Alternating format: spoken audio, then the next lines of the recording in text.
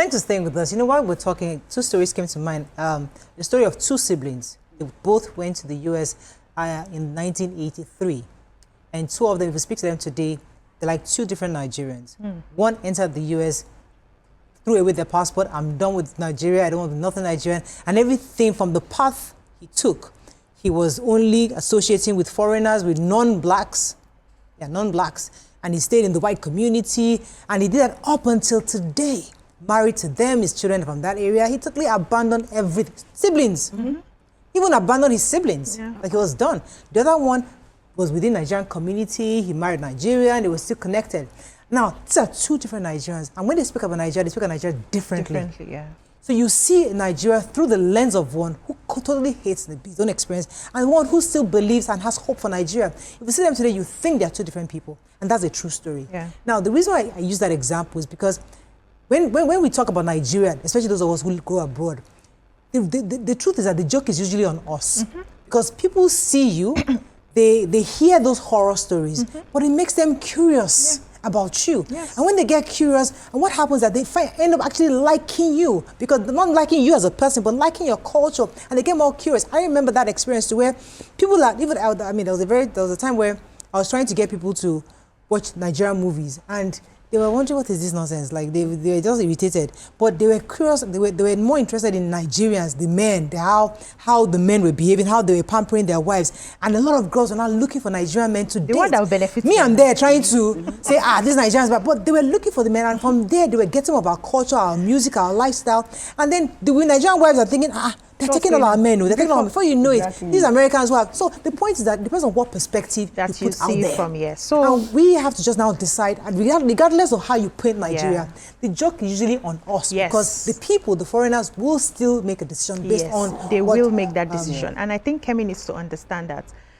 she's a stranger in that land, no matter how many citizenship she gets. If anything happens and they have to revoke anything, she will be back here. She's a stranger, that's one. Secondly, the people you are working for who are not your nationals are watching you very closely. I've worked with white people before, and they are more observant than we are in some sense, because they watch your every move. They watch how you carry yourself. And this also reminds me of how the colonial masters were able to do to us what they did to us because of how we carried ourselves. They came into some communities and it was easier for them because those people threw away everything. Immediately they told you this is evil, this is that, this is that. They threw it away and they were rushing. They were collecting. They were exchanging lives for things like gin and mirror. How we carried ourselves. If you check those histories, you'll see that those places where they had a free hand because of how the people quickly forgot about what they were and who they were, just to, this is something new, this is something fresh, this is something beautiful. No, those people were treated really, really badly. So they are watching. They are watching how you carry yourself. A few years back in the day, I wanted to go into the UK to model. And we're having conversations on changing our names. You know, that was one of the reasons this BC came about, because we're trying to make the names very easy for the white man to process and pronounce, right? And then the model agent now called me and said, stick to Obiajulu, because nobody will, relate to your identity if you lose it. If you change your name in such a way that it's easy for them, you lose your identity. You won't be recognized. You won't give them something to look forward to, because when they try to pronounce the name Obiajulu and they're asking you questions like, what does that mean? They're missing the syllables and everything, and you're correcting them. It makes them seem like you know who you are, you have an identity. So people are watching. The people she thinks she's impressing, in this political sphere by denigrating her country, they are watching her very closely. And in their minds, there's a way those people process. In their minds, this person is just here for whatever she can get. She can't even hold and say, this is a country that gave birth to me. This is a country where I came from. This is my identity. Even if I am here, I am still this person, and I still have my glory with me. When you're talking, it was a phase. I remember when I was in the US and was doing Mariah Carey. So that's what's your name. Instead of saying Mariah, I'll say Mariah. To make it easy for them. Mariah. So there's a girl, her name is Deidre. Deidre's like, Mariah, spell it, please. And I've read it. This is Mariah. I'm like, no, it's Mariah.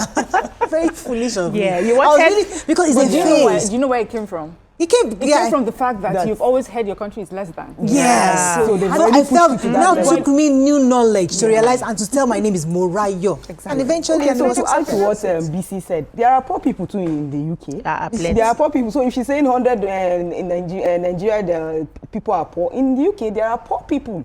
I think we should just ignore the things that she said. I think we give her whatever she says too much energy. Yes, and she's feeling very, very important. That is why every time, after when he comes down, she'll come up with something and everybody will start and all of that. I don't think they should give her any more. So with that, Ramat, I think your view ladies will drop the subject after this. Now that you've told us, we are dropping it, we're not talking about it anymore. Now you find out what's in this. So maybe my advice for her, really, for your political career, madam, would be that she should, be careful what she says about her birth country. She's alienating Nigerians here and also Nigerians just like her abroad who have acquired or who have taken on the second citizenship, but also quite proud of where they are from. They bear the name, they are naming their children these names, they still have contact with Nigeria. So even if they agree with you on some of your political policies or points, you'll be alienating Nigerians because of how you keep denigrating their country that they are proud of. So, madam, I think you should change your strategy and do it differently. Imagine we wake up tomorrow morning and we hear that the king is visiting Nigeria. And then he comes here and there's this whole new interest in Nigeria. Who's going to start feeling like, oh, is that the country that I totally denigrated internationally? They're now giving it so much attention. She's a politician. She will find her way. She will do it like this. She can even change her name. That Kemi self. She can even change it to maybe look for one green or blue. You know them. Say blue. Look at this one. Change Kemi John. Remove the Kemi. Give us back. I think she can keep her name. Yes, we are still proud of her. Yes. We are proud of her because what she has accomplished is no lean feat, and it's something that we must be proud of, and we celebrate her daily, even though we criticize her, but we do understand as women, we celebrate her because she has achieved. Speak for yourself. She's really criticizing us as your spokesperson on this table. Yeah, you are celebrating her. We are celebrating, and we celebrate her because she's the leader of the Conservative Party. Yeah. Definitely. That is a big deal. How does that affect me? Yes, and my bank account? And that is something that we need to celebrate and be proud of. Just that we prefer her utterances to be more.